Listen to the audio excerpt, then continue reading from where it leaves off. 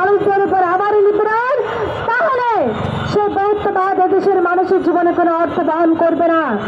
এখানে যারা উপস্থিত আছেন, সেদিন যারা প্রতিবাদ করেছেন, এদের প্রত্যেককে আমরা চিনি এবং আমরা সকলে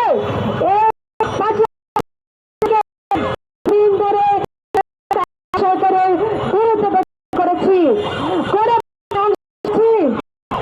যে গণভুত্থানে ছিল সাম্য, প্রাপ্যতা, ন্যায় বিচার এবং সকলকে একভাবে দেখার অঙ্গীকার, যে অভ্যুত্থানের মূলে ছিল সকলকে রক্ষা করার অঙ্গীকার, যে অভ্যুত্থানের মূলে ছিল সবাই সকলকে দাঁড়িয়ে রক্ষা করবে। কিন্তু কার্যত আমরা কি দেখছি? আমরা দেখছি মূলত একটি বিশেষ গোষ্ঠী অন্যদের উপর আধিপত্য বিস্তার করছে। আমরা সরকারের এই ঘটনার পরে দেখেছি সরকার দুঃখ প্রকাশ করেছে এবং গ্রেপ্তার করেছে জীবনকে। এর আগে আমি সরকারকে প্রশ্ন করতে চাই, তাহলে এই সংগঠনের দাবির প্রেক্ষিতে আপনারা কেন দাবিতে উঠিয়ে ফেললেন? সে জবাব আগে করতে হবে। কেন একটা ভূপের একটি মৌলবাদী সংগঠন, একটি ধর্মীয় সংগঠন, যারা স্টুডেন্টদের 70 নামে এসেছে, যাদের অস্তিত্ব আমি ঢাকা বিশ্ববিদ্যালয়ে 16 বছর চাকরি করি, আমি এর আগে ছাত্র রাজনীতিতে ছিলাম, কখনো শুনি। আমি জানি এখানে কেউ বলতে পারবে না এরকম কোন সংগঠন আছে। তাহলে সরকার যদি হামলার দ্বারা দুঃখ প্রকাশ করতে পারে, তাহলে সেই সংগঠনের দাবিতে কেন সেই ট্রফিটি তুলে নেওয়া হলো? সরকারকে এটি ব্যাখ্যা আগে দিতে হবে। যে সরকার হয়েছে একটি অভ্যুত্থানের মধ্য দিয়ে, সেই সরকার অভ্যুত্থানের যে মৌলিক ম্যান্ডেট সেটির বিরুদ্ধে অবস্থান নিচ্ছে কেন? আমাদেরকে সরকার অবস্থান স্পষ্ট করতে হবে। আমরা জানতে চাই যে জায়গা থেকে টেক্সট বুকে এই রাজনীতি যুক্ত করা হলো, যেখানে মূল এসেন্স ছিল একটি গাছ, সেখানে যে পাতাগুলো ছিল সে পাতাগুলো এক একটা বাংলাদেশের বহুত্ববাদের প্রতীক, এক একটা বাংলাদেশের বৈচিত্র্য প্রতীক।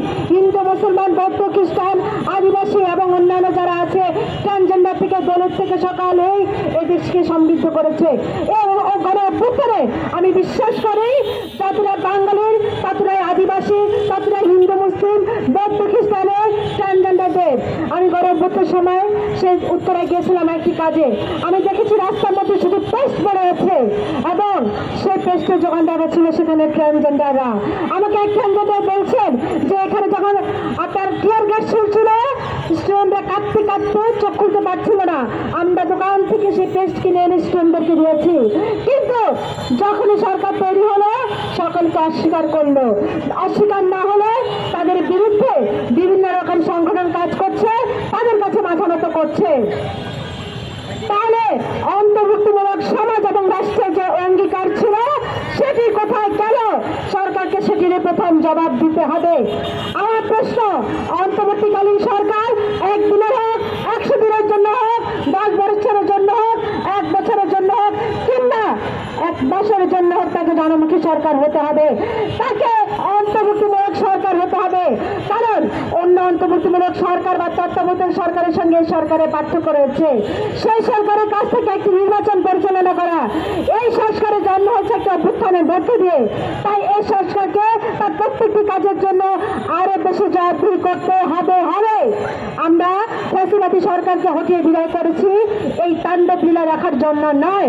সুতরাং আমাদের অবস্থান স্পষ্ট, শুধুমাত্র এই গ্রেপ্তার করা নয়, বিচার করা নয়, সঙ্গে সঙ্গে সাংবিধানিক স্বীকৃতি আদিবাসী অঞ্চলে দিতেই হবে।